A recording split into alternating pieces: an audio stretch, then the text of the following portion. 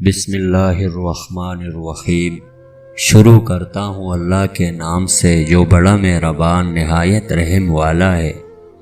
کہتے ہیں کہ پہلے وقتوں میں ایک اعرابی نے اپنی بیوی کو طلاق دے دی۔ کچھ لوگ اس کے پاس پوچھنے اور سبب معلوم کرنے آئے کہ اس نے طلاق کیوں دی۔ وہ کہنے لگا کہ وہ ابھی عدت میں ہے، ابھی تک وہ میری بیوی ہے، مجھے اس سے رجوع کا حق حاصل ہے۔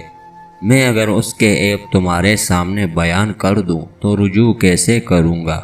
لوگوں نے انتظار کیا اور عدت ختم ہو گئی اور اس شخص نے رجوع نہیں کیا۔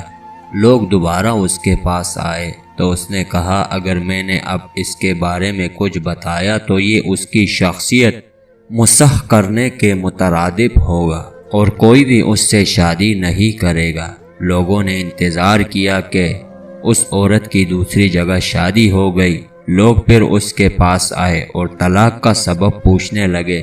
اس اعرابی نے کہا اب چونکہ وہ کسی اور کی عزت ہے اور مروت کا تقاضا یہ ہے کہ میں پرائی اور اجنبی عورت کے بارے میں اپنی زبان بند رکھوں۔ کیا آج کے دور میں ہیں ایسے لوگ؟ بلکہ کئی رشتہ ہونے لگے تو بے شمار غلطیاں نکال کر بتا دیتے ہیں اور طلاق دینے کے بعد کسی حرام خور عامل کے پاس جا کر اس پر جادو کروا دیتے ہیں۔